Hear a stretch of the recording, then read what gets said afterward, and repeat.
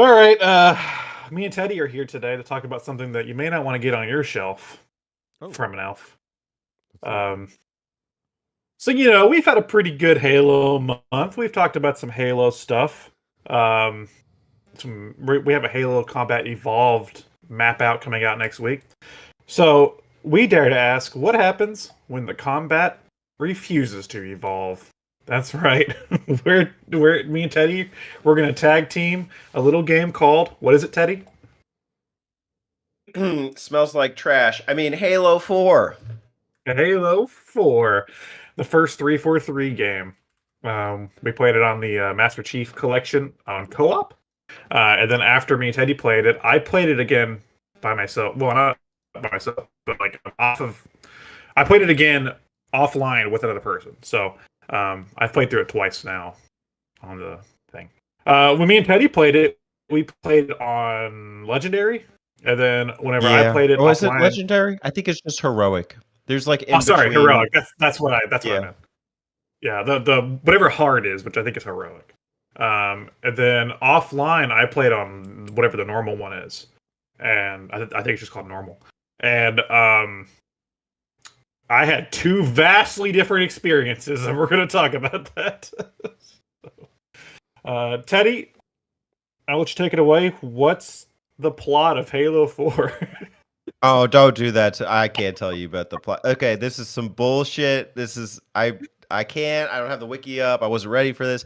Listen, I'm gonna give it to you from the top of my brain. It's about Master Chief like reawakening and the new suit of armor, and then Cortana is like kind of spaghetti brain. She's going all haywire, and but at the same time she's kind of cool. So it's like, what the hell happened? The plot synopsis is garbage, even though directors of this game can't explain it to you in a logical way. I guess the Covenant are back. What the fuck? Like, it's a bunch of what the fuck. That's what this game is. The Didact, the Librarian, and the Gaslighters. There you go. Oh, those nefarious gaslighters. Yeah. Here's worse. So after the events of Halo 3, where Master Chief was like, he froze himself and he was like, when the universe needs me, I'll be here, or whatever. Well, apparently that was like 4 years later or something. Because like literally, I think it's 4 or 5 years later. He's unfrozen. 20 and minutes later. 20 minutes, I'm back. How long's it Um, been? he he wakes up in a new suit of armor, which makes no sense because he got frozen in the Halo 3 armor. Directors of the game from 343 says nano machines. That's the most Hideo Kojima thing I ever heard. Is that true? Yeah, they said Yeah, the nano nano machines Is it nano upgraded as machines? art. Yeah, they said Yeah. fucking nano machines, dude. That's straight up Metal Gear shit right there. That's nano machines. Oh, Um, God. so yeah, there's two plots happening. Um, there's a new race of enemies called the Prometheans, which are like aliens that were created by the Forerunners, and this character named the Didact is trying to awaken some weapon called the Composer, I think it was called, or something. Very nothing plot there. And then the other thing is that Cortana is going to die because apparently AIs can't survive past like 8 years or something, I guess. So she's gonna die. I don't know why that's a thing, but it's a thing that is now. So they have two plots running concurrently. Cortana slowly dying, and you're trying to stop the Didact from using the Composer. And it's oh yeah, and the Covenant are back, but now they're like religious nuts because I guess Weren't they? Yeah. You talked about that a little bit. yeah, because we had that truce in Halo 3, then they were like, well, these are like different Covenant. These are like religious Covenant. And it's like, well, like okay. I guess. Um so that's the basic setup. And Teddy, we could talk about the gameplay. What'd you think about the Yeah, I gameplay? got notes. Um, okay, this game aged like cheese. Really bad cheese. That's the first thing I wrote. Alex said at one point 343 was drunk when they were handed the keys. Plot is especially bad. Cortana's back and roid raging, but she's also guiding you. Like, okay. Memorable characters such as Didax, the Librarian, and the Composer. Um, okay, to give you a sense of how bad the dialogue is, in mission 8, one of your like teammates says, "All right, we're going to see the composer. You'll need to get composed." And at that point, I just like facepalm so hard. There were a couple good ideas. At one point, you're in a mech, pew pew, like some Ed 209 RoboCop stuff, and then it's over in 10 seconds, and then you're back to the ground combat. There were some decent Warthog sequences. There was like a big mammoth that you're on with turrets. That was cool, but short-lived. Some really bad ideas. At one point in the like second half of the campaign, Alex and I got stuck on one mission, and your the issue is your weapons like you can't get ammo. So we were kind of locked in this like inner area where we had banshees, these horrible Promethean enemies, which we haven't really got into, but they're just bullet sponges. You can't headshot like the bigger guys, and you can only pick up their weapons, which are kind of whack. There's like a bolt shot, which you have to. It's like a charged shotgun. The light rifle is okay, but it's no BR. And plasma pistol was pretty gimped. Banshees while you're on foot. I don't remember that. We had to hijack a Banshee and exploit checkpoints. Okay, so to get through that one mission and a couple other missions, we literally had to take the Banshee and go to the end of the level to just kind of bum rush it. Oh, I remember this one where we were like piloting like this bigger ship too, and I had to get in the side of the ship. It's like an aerial mission, and my firepower is useless. I basically was just set up to die, and we would have to like also just rush to like the door and then like try and bolt our way in. Just very poor game design. Yeah. Yeah, it's called a Pelican. That's what it was. Was this game play tested? That's the end of my notes. Yeah, the Promethean guys, the big ones are called knights, and what's annoying is that what's a great design for a first-person shooter game? An enemy that can just teleport away.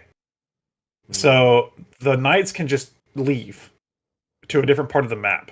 And that doesn't work for Halo, because in Halo you have to weaken a shield before you can actually do any damage. So by the time you weaken that thing's shield, it's going to teleport the hell out of there. So it doesn't work. And it's the same Heroic was dreadful. Enemies every time. I remember at one point saying like, dude, again, cyber dogs and headless night guys. Is it? And drones. It was it. It's just boring. There was also a mission that I don't think Ted, you wrote notes about it. Do you remember the mission with the mammoth, the big thing you with the right on? I mentioned it. Yeah. Oh, okay. There's a mission. There's a part of that mission where you have to go up into a Covenant ship, disable it, and then it crashes. And we couldn't figure out how the hell to do this section, because every time we would try to exit the Covenant ship, we would die. It would we'd either be too high up, or we couldn't be on it while it crashed. But we figured out that you'd have to do this a few times before you actually think about it. You have to have which you can unequip at any time, the jetpack thing equipped that like lets you do a little jetpack hover, and then you have to jump out of the Covenant ship and then slowly hover down to the ground. Which again, it's possible to get up in that ship with the tractor beam without that jetpack. So very poor game design there, where it wasn't exactly clear what the hell they even wanted you to do with that. Up to that point, with the jetpack and the other equipable side items, whatever you call them. I don't think this started here, by the way. I think it started in Reach, but they carried it into this. Yeah, it started in Reach. But point at which you actually had to use any of these sub items. So I had gone through the whole game not using it once, and then I was like, oh yeah, I have a jetpack, I guess. And I think Alex figured it out. And then another point, I think it was during the Pelican mission, the only way he could get over to me was to just exploit the jetpack and fly all the way from like one far end of like empty space into mine. I forgot about that. It's so dumb. And that room just full of, there was that room full of enemies with the Banshees flying around. Yeah, that was one of those moments that I remember. It took us forever. We kept trying to fight our way through. We couldn't figure out how the hell to do this area, and then I ended up just taking a banshee, flying it to the end of the room, and then jumping out and triggering a checkpoint as fast as I could. That way we could just get past the area because it was so miserable. Um, yeah, it was not fun. But I want to talk about the fact that we played it on heroic and that I played it on normal, and there was a revelation playing it on normal. There were still some issues, and I'll talk about that in a second.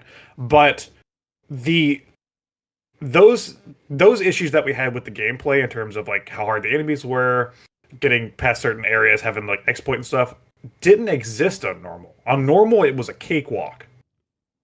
So it just seems like this game has very bad scaling for its difficulty. It just seems like you go one difficulty up and it just cranks it up to 11, and kind of annoying.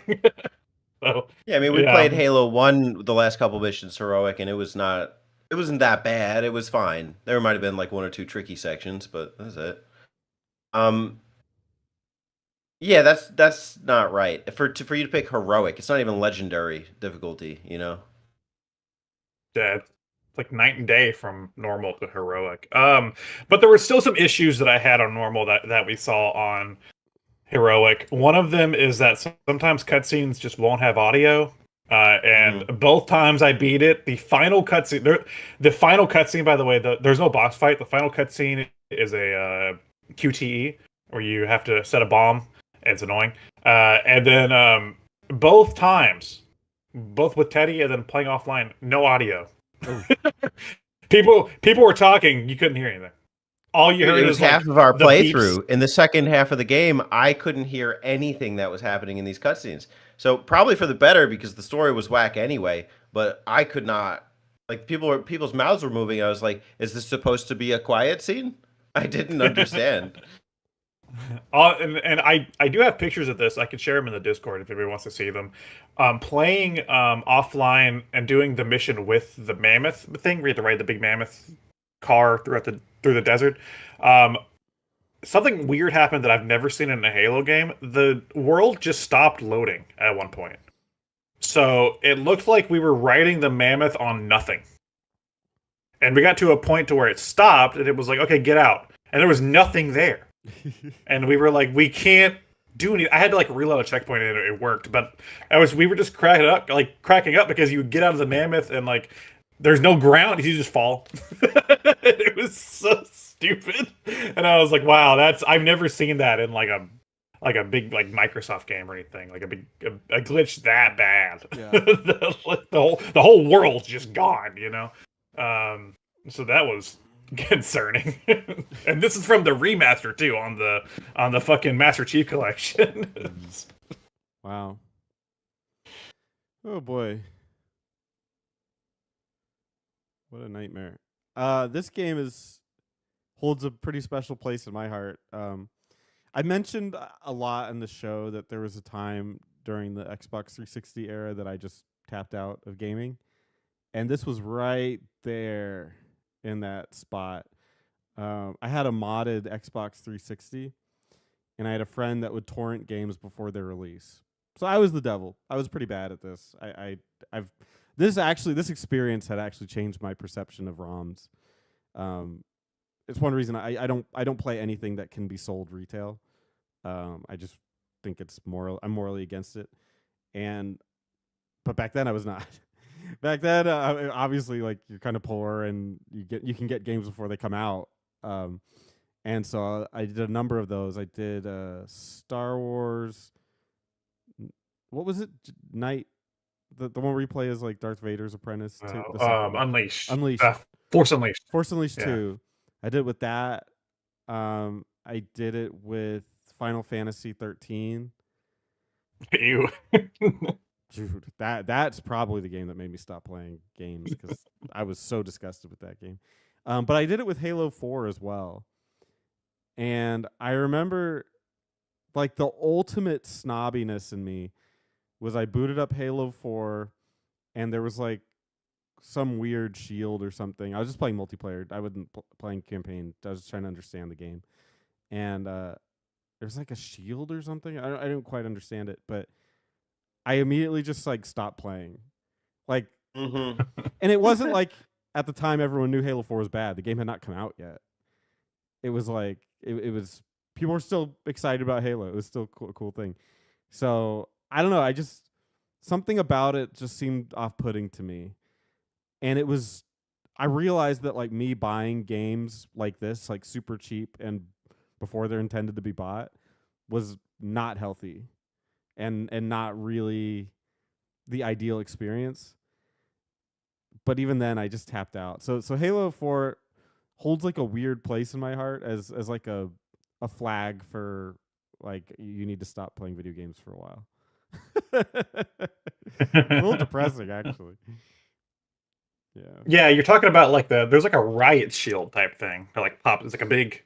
I don't remember. It's like a big plasma shield that you can like go. Like it goes in a third person. And you can kind of like march forward with it. Maybe It's like one of those. Yeah, it's like one of the equipable side items you can get, which what the jetpack is too. So yeah, smart to design a mission around that. Yeah, I didn't really get to play much of it, just enough to know that I hated it, and I didn't want to touch it ever again. You didn't miss much. You probably hate it more if you played it today. Yeah, there's some other problems we haven't talked about. The fact that the ammo count in this game is pitiful. Weapons literally use like 1 ammo per shot now. So like even energy weapons. So you deplete an ammo quicker than the original games, way quicker. So you better not like your rifles or anything because you're gonna be using those fucking Promethean guns because that's all you can find, baby. It's those damn lasers. Yeah. That's annoying.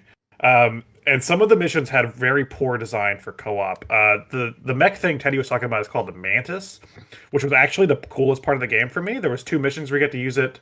One of them actually gave you two of them to use, to where you had to like shoot down these like cannons and stuff. That was actually kind of fun. There's another one that one person gets to march around the hall with this Mantis, and then the other person just kind of got to walk around.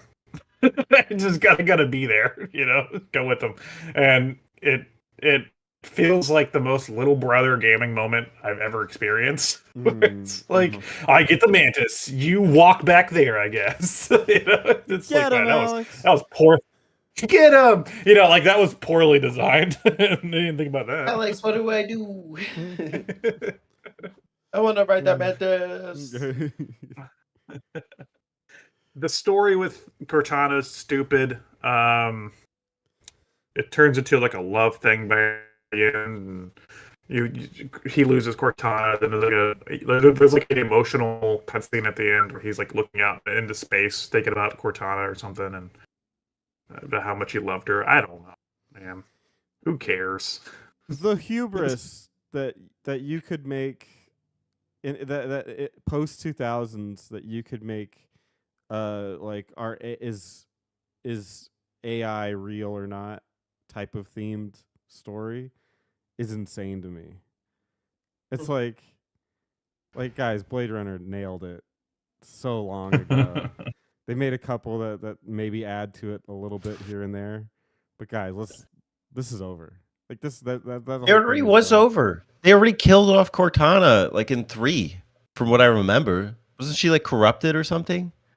She was corrupted by not the flood, but the thing that I forgot what it's called. The thing that controls the flood. The Grave Mind. There we go. The Grave Mind had her. It just felt like recycled concepts, though. Like it just felt like they tried to do the same thing. This really wasn't as novel as they were trying to make it. Oh baby! Even though she's gone in 4, guess what? She's in 5. Yeah, did you miss her? Yeah. I could just see them all in like their boardroom, and they're like, "The fans really like Cortana. She needs to be in this again." And then the creators are like, "Huh? Like, did we just kill her?" 5 looks bad. Find a way. I played. Yeah. 5. I played all the way through 5. I beat it. I've only played it like a mission in, but I know the plot of 5 thanks to YouTube. Yeah, I don't know the plot of 5, but I know I played through it. Was it bad? Yeah, it was pretty bad. It wasn't. Yeah, I mean, okay. it was a competent shooter. But when your pedigree is Halo, it's like you got to do better. Yeah.